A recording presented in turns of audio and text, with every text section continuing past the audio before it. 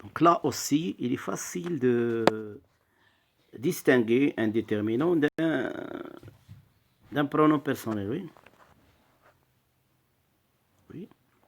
Vous avez donc déterminant plus nom et pronom personnel plus verbe ou bien auxiliaire, oui. Six garçons, je les connais. Donc c'est un pronom, oui. Depuis longtemps, les parents. Donc les, il est suivi d'un nom, donc c'est un déterminant. De certains sont nés au village. Je leur ai fait. Leur, c'est un pronom personnel, verbe est fait. Je leur ai fait la classe à eux et à leur sœur. Leur, il est suivi de nom sœur, donc c'est un déterminant. Oui. Indique si les mots entre parenthèses sont des conjonctions de coordination ou de subordination. Donc les conjonctions de coordination, vous les connaissez déjà, hein? Mais ou et donc hors l'écart. Oui. On peut ajouter donc à mais ça veut dire pourtant, cependant, toutefois, néanmoins. Oui. Et or, mais ou bien, et, ou bien, ou bien, mais ou et, puis, ensuite, oui, enfin, ce sont des coordonnées. Donc, alors, par conséquent, oui, donc, oui, mais ou et donc, or, ça veut dire mais. Ni, donc vous connaissez déjà donc ni, la forme négative, c'est le contraire de et. Euh, or, ni, car, oui, c'est un coordonnant. Et les autres modulaisons, ce sont des conjonctions de subordination. Oui. Donc vous avez donc la première phrase. Si vous êtes prêts, mettons-nous en route. Donc le mot de liaison, c'est si, c'est un subordonnant. Oui. Un subordonnant, ça veut dire un mot de liaison qui relie une phrase principale qui est mettons-nous en route. Il la relie à une phrase subordonnée, oui, à une subordonnée, à une proposition subordonnée, circonstancielle, de temps, de lieu, de manière, de conséquence, de cause, oui, qui joue le rôle d'un complément circonstanciel. Car c'est un coordonnant, oui, vous le connaissez déjà, oui, mais oui, et donc hors l'écart. Coordination, car la route est longue, lorsque c'est un subordonnant, oui. Nous arrivons au château, nous piquerons et nous continuerons la randonnée après le repas. Donc, c'est facile donc de connaître les conjonctions, les mots de liaison qui s'appellent les conjonctions de subordination, oui, qui relient une phrase à une autre phrase qui devient complément circonstanciel de la première. Voilà donc ici. Passons maintenant à l'exercice 9. Mets les verbes entre parenthèses au passé composé, donc c'est facile. Ma sœur est montée. Monter, c'est un verbe qui se conjugue avec être. Oui. Vous pouvez donc réviser les verbes qui se conjuguent avec être. Oui. Ils sont au nombre de 15.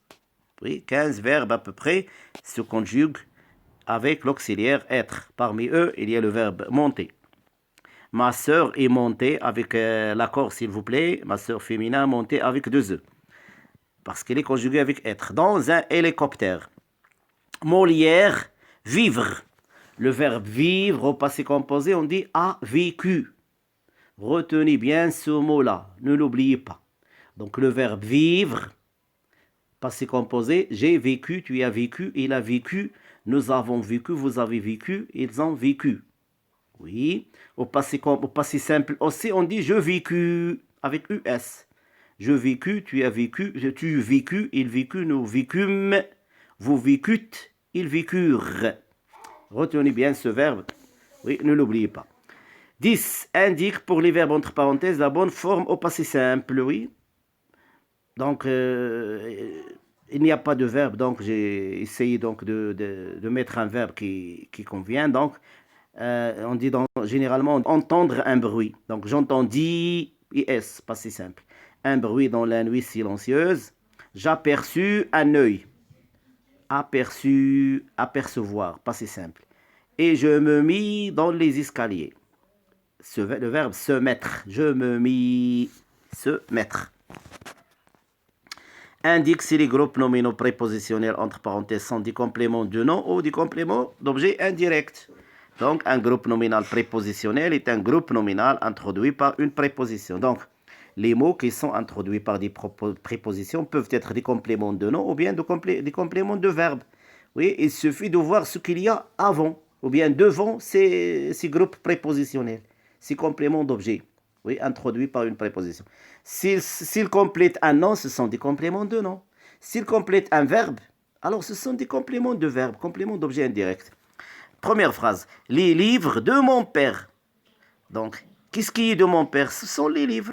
Donc, de mon père, ça complète le nom. C'est un complément de nom. Sont rangés dans la bibliothèque, complément circonstanciel de lieu. Demande à ma mère. Oui, à ma mère. Qu'est-ce qu'il faut? Oui, demande à ma mère. Donc, c'est un complément d'objet indirect de verbe demander. Il est précédé, oui, il est placé après le verbe. Donc, c'est un complément de verbe. Nos amis alsaciens s'habituent au climat méditerranéen. S'habituer bien au climat méditerranéen. Donc, c'est un complément de verbe s'habituer. Oui. Et à la cuisine de ma tante. Qu'est-ce qui est de ma tante? C'est la cuisine. Donc, c'est un complément de nom, là. Oui.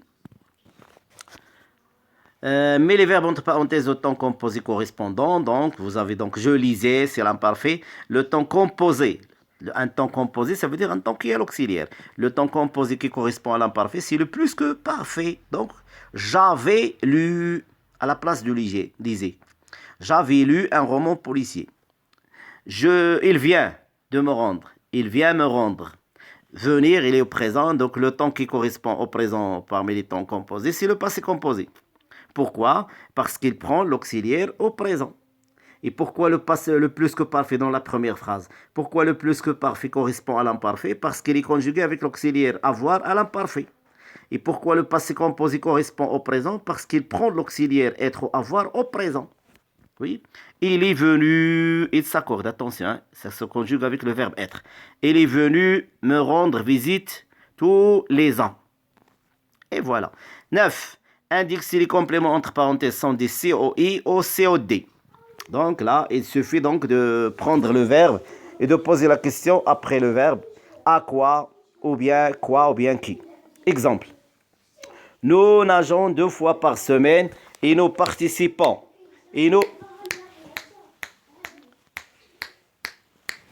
nous participons à des compétitions. Donc, nous participons à quoi? Donc, on a posé la question à quoi? Lorsque vous posez la question avec à quoi, ou bien sur quoi, ou bien dans quoi, avec qui, sur qui, dans... oui, ça veut dire, lorsque vous posez la question avec quoi ou bien qui, précédé d'une préposition, alors c'est un complément d'objet indirect. Donc, nous participons à quoi? À des compétitions. Donc, à des compétitions, c'est un complément d'objet indirect.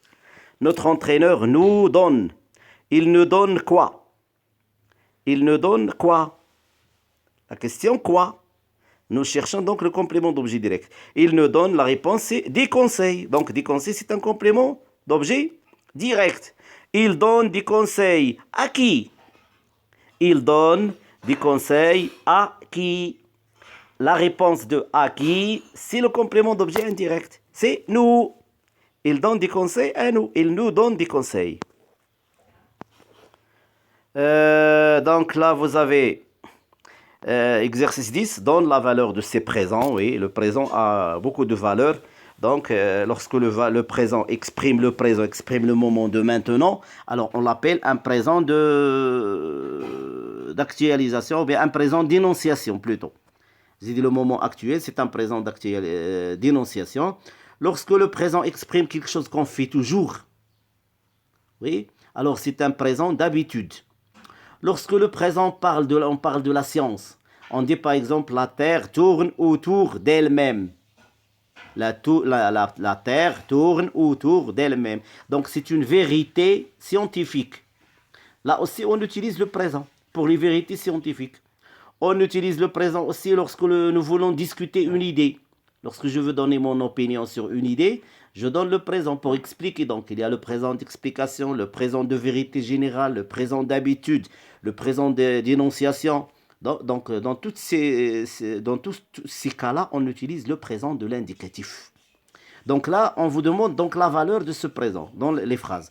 Tous les jours, donc vous pouvez donc déjà deviner, tous les jours, ça veut dire c'est une habitude, c'est une chose qui se répète. Donc je vais utiliser le présent. Tous les jours, je m'arrête chez le boulanger. Donc c'est l'habitude. Tu as manqué mon frère, il vient de partir. Le verbe venir, il est au présent. C'est un présent de passé récent. Oui. C'est un présent qui indique un moment. C'est un présent, si vous voulez, d'énonciation. Un présent de passé récent. Oui, la vraie réponse, présent de passé récent, il indique le moment actuel. Indique si les compléments entre parenthèses sont des CO et au COD. Donc, nous avons déjà répondu. Donc, et vous avez aussi, oui, et vous avez aussi, j'ai essayé de la dernière réponse. La dernière réponse de l'exercice 10.